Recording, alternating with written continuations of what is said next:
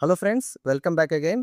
Last వీడియోలో మనము kidney stones ఎన్ని రకాలు, దాని లక్షణాలు ఏంటి, ట్రీట్మెంట్ ఏంటి, కారణాలు ఏంటో తెలుసుకున్నాం. ఈ వీడియోలో మనం కంప్లీట్గా కిడ్నీ స్టోన్స్ ఉన్న వాళ్ళు ఎలాంటి ఫుడ్ తీసుకోవాలి, ఎలాంటి ఫుడ్ తీసుకోకూడదు అనే దానిపైన కాన్సన్ట్రేట్ చేద్దాం. ముందుగా కిడ్నీ స్టోన్స్ ఎలా ఫామ్ అవుతాయి? లాస్ట్ వీడియో మీరు చూడకపోతే కింద డిస్క్రిప్షన్లో లింక్ ఉంది, క్లిక్ చేసి ఆ వీడియో చూడండి. కిడ్నీ స్టోన్స్ ఎలా ఫామ్ అవుతాయంటే బ్రీఫ్గా చెప్పుకుందాం. బాడీలో యూరిన్ కాన్సన్ట్రేషన్ పెరగడం వల్ల సూపర్ శాచురేట్ అయ్యి క్రిస్టల్స్ అగ్రిగేట్ అయ్యి కిడ్నీ స్టోన్స్ ఫామ్ అవుతాయి. సో ఈరోజు వీడియోలో మనము మెయిన్గా ఫోకస్ అంతా కిడ్నీ స్టోన్స్ ఉన్నవాళ్ళు ఎలాంటి ఫుడ్ తీసుకోవాలి, ఎలాంటి ఫుడ్ తీసుకోకూడదు అనే దానిపైన కాన్సన్ట్రేట్ చేద్దాం. ఈ డైట్ ఓన్లీ కిడ్నీ స్టోన్స్ ఉన్న వాళ్ళకి మాత్రమే. అన్ని కిడ్నీ జబ్బులు ఉన్న వాళ్ళకి ఇదే డైట్ కాదు. కిడ్నీ జబ్బులు చాలా రకాలు ఉంటాయి. Acute kidney injury, chronic kidney diseases, nephrotic syndrome, ఇలా చాలా రకాలు ఉంటాయి. వేరే వేరే డిసీజెస్కి వేరే వేరే ఫుడ్ రికమెండ్ చేస్తూ ఉంటాం. అయితే కిడ్నీ స్టోన్స్ ఉన్న వాళ్ళకు మాత్రమే ఈరోజు చెప్పబోయే ఫుడ్ అండ్ డైట్, ఎటువంటి ఫుడ్ తీసుకోవాలి, ఎటువంటిది తీసుకోకూడదు అనేది కంప్లీట్గా కిడ్నీ స్టోన్స్ ఉన్న వాళ్ళకు మాత్రమే. ఇప్పుడు మనం చెప్పుకోబోయే డైట్ ఏంటంటే ఇది కంప్లీట్ ట్రీట్మెంట్ కాదు. ట్రీట్మెంట్ అనేది ఖచ్చితంగా తీసుకోవాలి. ఒకవేళ 5 ఎంఎం లోపు ఉండి మీకు ఎటువంటి పెయిన్ రాలేదంటే డైట్‌లో ఇటువంటి చేంజెస్ చేసుకోవడం వల్ల కిడ్నీ స్టోన్స్ బయటకు పంపించడానికి హెల్ప్ అవుతుంది. లేదు పెయిన్ ఉంది, లేదా 5 ఎంఎం కన్నా ఎక్కువ ఉంది అంటే మాత్రం ఖచ్చితంగా డాక్టర్ అడ్వైస్ తీసుకోవాలి. ఖచ్చితంగా మెడిసిన్స్ వాడాలి. లేదంటే కిడ్నీ ఫర్దర్‌గా డ్యామేజ్ అయ్యే అవకాశం చాలా ఎక్కువగా ఉంటుంది. సో ఎలాంటి ఆహారం తీసుకోవాలంటే ముఖ్యంగా 3-4 లీటర్ల నీళ్లు ఖచ్చితంగా రోజు తీసుకోవాలి కిడ్నీ స్టోన్స్ ఉన్నవాళ్ళు. ఇవి తీసుకోవడం వల్ల ఏంటంటే బాడీలో యూరిన్ కాన్సంట్రేషన్ తగ్గి అసిడిటీ పెరగకుండా ఉండడం వల్ల కిడ్నీ స్టోన్స్ ఫర్దర్‌గా ఫామ్ అవ్వకుండా ఉంటాయి. అండ్ అదేవిధంగా కిడ్నీ స్టోన్స్ ఆల్రెడీ ఉన్నవి బయటికి పంపించడానికి ఎక్కువ వాటర్ తీసుకోవడం అనేది హెల్ప్ అవుతుంది. నెక్స్ట్, సిట్రస్ ఫ్రూట్స్ ఎక్కువ తీసుకోవడం వల్ల, అంటే ఆరెంజ్ గానీ, బత్తాయి గానీ ఇలాంటి ఫ్రూట్ ఎక్కువ తీసుకోవడం వల్ల ఏమవుతుందంటే ఈ సిట్రస్ అనేది కాల్షియంతో బైండ్ అయ్యి కాల్షియం సిట్రేట్ ఫామ్ అయ్యి మోషన్ నుంచి కాల్షియంని బయటకు పంపించడానికి హెల్ప్ అవుతుంది. సో ఈ కాల్షియం అనేది యూరిన్‌లోకి వెళ్ళకోకుండా మోషన్ ద్వారా బయటికి పంపించడం వల్ల కాల్షియం ఆక్సలేట్ స్టోన్స్ అనేవి తగ్గే ఛాన్సెస్ చాలా ఎక్కువ ఉంటాయి.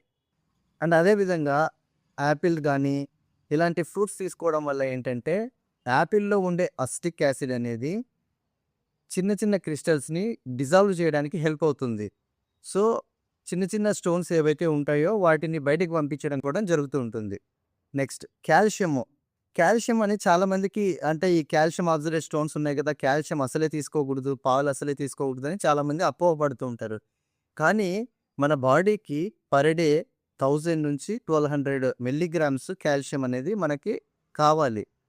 ఇది తీసుకోకపోతే ఏమవుతుందంటే ఆల్రెడీ ఇంటెస్టైన్‌లో ఉన్న ఆక్సలేట్స్ యూరిన్‌లోకి వచ్చి అక్కడ కాల్షియం ఆక్సలేట్ స్టోన్స్ ఫామ్ అయ్యే అవకాశం ఉంది.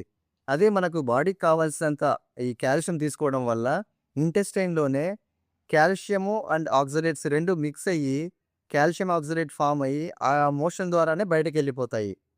సో కాల్షియం అనేది 1000-1200 మిల్లీగ్రామ్స్ పర్ డే తీసుకోవడం వల్ల కిడ్నీ స్టోన్స్ ఏమి ఫామ్ అవ్వవు. లేదా ఆల్రెడీ ఉన్నవి పెరగవు. కాకపోతే ఇంతకన్నా మోతాదులో ఎక్కువ తీసుకోవడం వల్ల ఇవి ఫామ్ అయ్యే అవకాశం ఉంటుంది.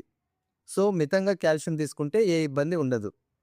అలాగే కొబ్బరి నీళ్ళు ఎక్కువ తీసుకోవడం వల్ల ఏంటంటే ఇందులో పొటాషియం ఎక్కువ ఉండడం వల్ల ఇది యూరిన్‌లో ఉన్న అసిడిటీని తగ్గించి ఆల్కలైన్ నేచర్‌ని పెంచుతుంది. అండ్ కోకోనట్ వాటర్ అనేది నేచురల్‌గానే ఒక డయూరిటిక్. సో ఆల్రెడీ ఉన్న స్టోన్స్‌ను బయటకు పంపించడానికి, లేదా కొత్త స్టోన్స్ ఫామ్ అవ్వకుండా ఉండడానికి ఈ కొబ్బరి నీళ్ళు అనేవి చాలా హెల్ప్ అవుతాయి. అలాగే బార్లీ వాటర్ ఏంటంటే ఇది నేచురల్‌గానే డయూరిటిక్.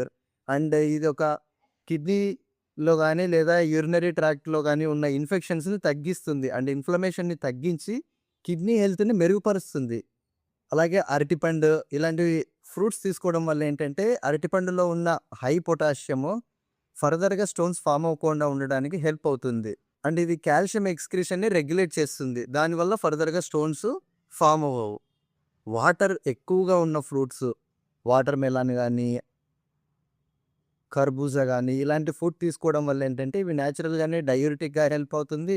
బాడీలో డీహైడ్రేషన్‌ని తగ్గించి బాడీని రీహైడ్రేట్ చేసి ఆల్రెడీ ఉన్న స్టోన్స్‌ని బయటికి పంపించడానికి లేదా ఫర్దర్‌గా యూరిన్‌లో అసిడిటీ పెరగకుండా ఆల్కలైన్ నేచర్‌ని పెంచి ఫర్దర్ స్టోన్స్ ప్రొడ్యూస్ అవ్వకుండా ఉండడానికి హెల్ప్ అవుతుంది. అలాగే మనం తీసుకునే ఆహారంలో వెల్లుల్లిని యాడ్ చేసుకోవడం వల్ల, లేదా హోల్ గ్రెయిన్స్‌ని ఓట్స్ గానీ, లేకపోతే మిల్లెట్స్ గానీ ఇవి తీసుకోవడం వల్ల ఏంటంటే, ఫైబర్ కంటెంట్ ఎక్కువ ఉండడం వల్ల అండ్ వెల్లుల్లి అనేది నేచురల్‌గానే ఇదొక యాంటీ ఆక్సిడెంట్. యాంటీ ఆక్సిడెంట్ ఇది కిడ్నీలో డ్యామేజ్ అయిన ఇన్‌ఫ్లమేషన్‌ని వీటన్నిటిని తగ్గించి కిడ్నీ హెల్త్‌ని ఇంప్రూవ్ చేస్తుంది. గ్రెయిన్స్‌లో హై ఫైబర్ కంటెంట్ ఉండడం వల్ల ఏంటంటే, కాల్షియం అబ్జార్ప్షన్‌ని తగ్గిస్తుంది అండ్ ఇన్సులిన్ స్పైక్స్‌ని కూడా రెగ్యులేట్ చేసి ఫర్దర్‌గా స్టోన్స్ ఫార్మ్ అవ్వకుండా ఉండడానికి హెల్ప్ అవుతుంది. ఇవి కిడ్నీలో స్టోన్స్ ఉన్న వాళ్ళు తీసుకోవాల్సిన ఆహారపు నియమాలు. సో, ఇప్పుడు కిడ్నీలో స్టోన్స్ ఉన్న వాళ్ళు ఎలాంటి ఫుడ్ తినకూడదు అనేది మనం తెలుసుకుందాం. సో, కిడ్నీలో స్టోన్స్ ఉన్నవాళ్ళు సాల్ట్ గానీ, షుగర్ గానీ ఎక్కువ మోతాదులో తీసుకోకూడదు. వీలైనంత వరకు తగ్గించాలి చాలా వరకు. సో, సాల్ట్ ఎక్కువ తీసుకోవడం వల్ల ఏంటంటే బాడీలో డీహైడ్రేట్ అయిపోయి అండ్ సాల్ట్స్, మినరల్స్ యూరిన్‌లో పెరిగి ఫర్దర్‌గా క్రిస్టల్స్ ఫార్మ్ అయ్యి ఈ యొక్క కిడ్నీ స్టోన్స్ అగ్రిగేట్ అవ్వడానికి హెల్ప్ అవుతుంది. అలాగే ఈ సాల్ట్ ఎక్కువ తీసుకోవడం వల్ల బాడీలో సోడియం లెవెల్స్ పెరిగి సిట్రేట్ లెవెల్‌ని బాడీలోంచి తగ్గిస్తాయి. సో, సిట్రేట్ తగ్గడం వల్ల ఏంటంటే ఫర్దర్‌గా మళ్ళీ స్టోన్ ఫార్మ్ అయ్యే అవకాశం ఉంటుంది. సో, కాబట్టి ఉప్పుని వీలైనంత వరకు తగ్గించుకోవాలి. అండ్ షుగర్ ఎక్కువ తీసుకోవడం వల్ల ఏంటంటే షుగర్‌లో ఉన్న ఫ్రక్టోజ్ యూరిక్ యాసిడ్ లెవెల్స్‌ని పెంచి యూరేట్ స్టోన్స్ ఫార్మ్ అవ్వడానికి అగ్రిగేట్ చేస్తుంది. కాబట్టి వీలైనంత వరకు షుగర్‌ని కూడా చాలా తక్కువ మోతాదులో తీసుకోవాలి లేదా తగ్గించినా మంచిది. ఎక్సెస్‌గా నాన్ వెజ్ గానీ, లేదా యానిమల్ ప్రోటీన్ లేదా సీ ఫుడ్ గానీ ఎక్కువ తీసుకోవడం వల్ల ఏంటంటే, యానిమల్ ప్రోటీన్‌లో ప్యూరిన్స్ ఎక్కువగా ఉంటాయి. ప్యూరిన్స్ ఎక్కువ ఉన్న ఫుడ్ తీసుకోవడం వల్ల ఏంటంటే, బాడీలో యూరిక్ యాసిడ్ లెవెల్స్ పెరిగి గౌటీ ఆర్థరైటిస్ గానీ, లేకపోతే యూరిక్ యాసిడ్ స్టోన్స్ గానీ వచ్చే అవకాశం ఎక్కువగా ఉంటుంది. కాబట్టి తక్కువ మోతాదులో మాంసాన్ని తీసుకోవాలి. కెఫీన్ అండ్ ఆల్కహాల్ ఎక్కువగా తీసుకోవడం వల్ల ఏంటంటే, బాడీలో అసిడిటీ పెరిగి ఫర్దర్‌గా స్టోన్స్ ఫార్మ్ అవ్వడానికి హెల్ప్ అవుతుంది. కాబట్టి caffeine, alcohol and Kola drinks గూడా ఇవి తీసుకోవడం వల్ల గూడా బాడీలో స్టోన్స్ పెరిగే అవకాశం ఉంటుంది. వీటన్నిటిని తగ్గించాలి. అండ్ అదే విధంగా ఆక్సలేట్ రిచ్ ఫుడ్స్ అంటే ఆహ్, నట్స్ గానీ, స్పైనచ్ ఆకుకూరలు గానీ, డ్రై ఫ్రూట్స్ చాలా వాటిలో అన్నిట్లో ఆక్సలేట్ కంటెంట్ అనేది ఎక్కువగా ఉంటుంది.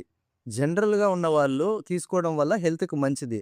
బట్ ఆల్రెడీ కిడ్నీ స్టోన్స్ ఉన్న వాళ్ళు తీసుకోవడం వల్ల ఏంటంటే, ఈ ఆక్సలేట్ కాన్సంట్రేషన్ బాడీలో పెరిగి, కాల్షియంతో మిక్స్ అయ్యి యూరిన్‌లో ఆ కిడ్నీలో కిడ్నీ స్టోన్స్ ఫార్మ్ అయ్యే అవకాశం ఎక్కువగా ఉంటుంది. కాబట్టి ఆక్సలేట్ రిచ్ ఫుడ్స్‌ని తగ్గించుకోవడం చాలా మంచిది.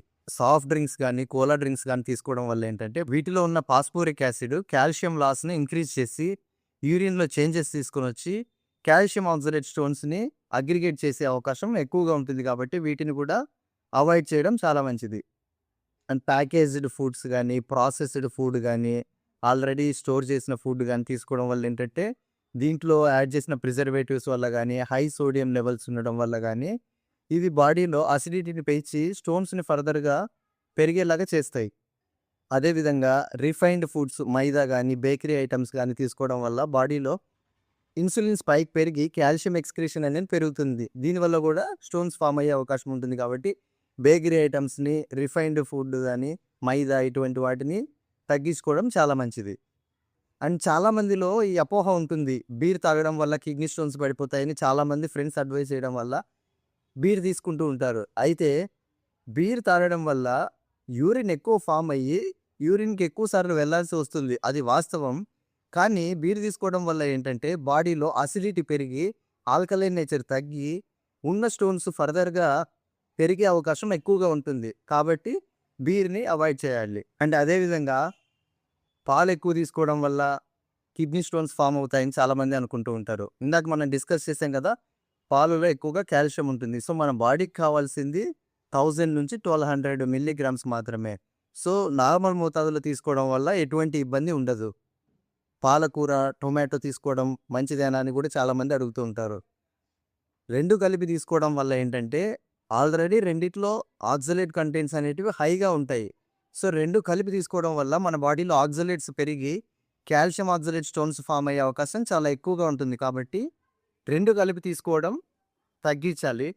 అండ్ ఎప్పుడో ఒకసారి చాలా రేర్‌గా తీసుకోవడం చాలా మంచిది.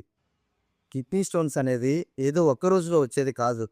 ఇది ప్రతిరోజు మనం తీసుకునే ఆహారంలోనూ, మనం చేసే పనుల్లో చేంజెస్ వల్ల గ్రాడ్యువల్‌గా ఫార్మ్ అవుతూ వచ్చేది. కాబట్టి దీనికి మెయిన్ ఏంటంటే సరైన ట్రీట్మెంట్ తీసుకోవడం వల్ల ఫర్దర్‌గా కిడ్నీలో స్టోన్ ఫార్మ్ అవ్వకుండా ఉండడానికి హెల్ప్ అవుతుంది. అండ్ ఎలా పడితే అలా ఫుడ్ తీసుకుంటే ఇందాక మనం చెప్పినట్లు సాల్ట్ గానీ, షుగర్ గానీ, మీట్ గానీ హై కాన్సంట్రేషన్‌లో తీసుకోవడం వల్ల ఏంటంటే ఈ అబ్నార్మాలిటీ పెరిగి కిడ్నీ స్టోన్స్ ఫర్దర్‌గా ఫార్మ్ అయ్యి కిడ్నీ ఫర్దర్‌గా డ్యామేజ్ అయ్యే అవకాశం చాలా ఎక్కువగా ఉంటుంది.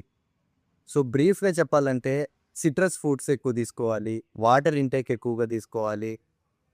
అండ్ వాటర్ కంటెంట్ ఉన్న ఫ్రూట్స్ ఎక్కువగా మన ఫుడ్‌లో యాడ్ చేసుకోవాలి. అండ్ అవాయిడ్ చేయాల్సినవైతే సాల్ట్ ఎక్కువగా తీసుకోకూడదు. షుగర్ ఎక్కువగా తీసుకోకూడదు. Processed food, Kola drinks and meet ఎక్కువగా తీసుకోకుండా ఉండడం కిడ్నీ స్టోన్స్ ఉన్న వాళ్ళకు మంచిది. Thank you.